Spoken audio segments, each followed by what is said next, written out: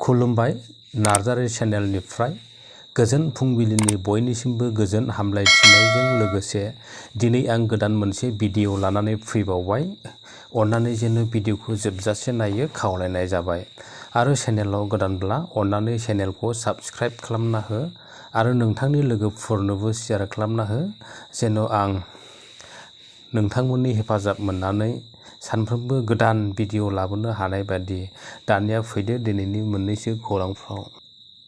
BPF नि बारग' गाहाय नेहाथारि ex MCLA MLA EM Emmanuel Mushahary माखासे बोसोरनि सिगां BPF हानजाखौ नागारना BJP हानजायाव जयेन जादोंमोन। नाथाय सुलुङाव मिथिनाय बादिब्ला इमानुएल मुसाहारिया फिन आरोबाव BPF हानजायाव जयेन जाफिनगोनखौ खौराङाव मिथिनाय जादों। बेखौबो मख'नो हायो जे इमानुएल मुसाहारिया थांनाय समफ्राव BJP हानजायाव जेबो खाबु मोनाखै। थांनाय 7 अक्ट'बरनिफ्रायनो पेलेस्टाइन आरो इजराइल बे मोननै हादरनि गिलु-बालु दावहाया दायो मुलुगनां दावहायाव आगान होनो नागिरनायखौ सुलुङाव मिथिनाय जादों। थांनाय 7 अक्ट'बर खालि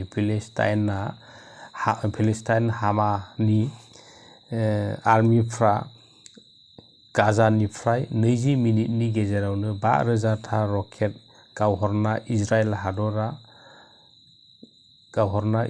हादरा गोबां खहा जानाय आरो सुबुं थैनाय जोखोम जानायखौ नुना दायो इजराइल हादरनि डिफेन्स मिनिस्टारआबो दावहानि डिक्लेयार होनायजों लोगोसे इजराइलनि एयारफर्सफ्राबो दायो गाज्रियै गाजा होनाय जायगाफ्राव गाग्लोबफिननायखौ सुलुङाव मिथिनाय जादों।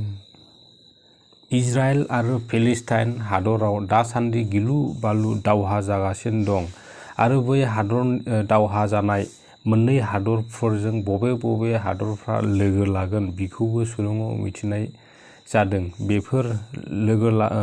बेफोरनो जाबाय इजराइल हादरजों बबे हादरफ्रा लोगो लागोन।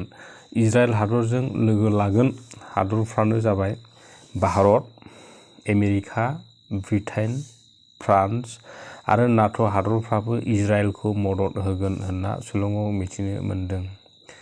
आरो पेलेस्टाइन हादरजों बबे हादरफ्रा मदद होगोन मिथिनाय बादिब्ला पेलेस्टाइन हादरखौ मदद होगोन पाकिस्तान, इरान आरो कातार बे मोनथाम हादरफ्रा पेलेस्टाइन हादरखौ मदद होगोन होनना सुलुङाव मिथिनाय जादों।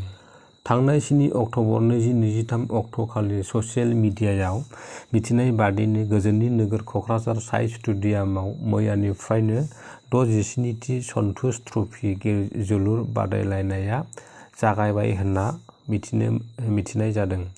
मैयानि फुं 8:30 रिंगानिफ्रायनो जागोनखौ मिथिनो मोन्दों आरो सानसेयाव 3 खेला जागोन आरो बिनिनो 8:30 रिंगा समाव चन्डीगढ़ भार्सेस रेलवे बेलासिनि रेलवे बिसिनि गेजेराव जायो आरो बे मेचआव रेलवे हानजाया 2-0 गलाव देरहासार जानायखौ नुनो मोन्दों।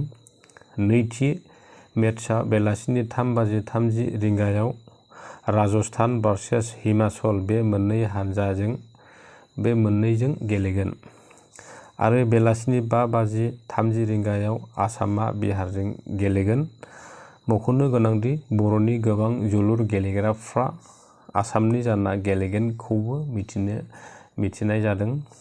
गाहायै जोंनि अंडर-19 आव इन्टारनेशनेल गेलेगिरि आरो भारत हादरखौ देरहासार खालामनायाव मुं आवग्रिनो हानाय गोगोमसार गयारी आरो मन'बिर बसुमतारीमोनाबो आसामनि जाना गेलेगोनखौ सुलुङाव मिथिनाय जादों। बेजों लोगोसे दिनैनि भिडिअआ बेखिनियाव जोब्बाय लोगोफोर। भिडिअखौ जोबजासे नायनायनि थाखाय बयनिसिमबो गोजोन्थों।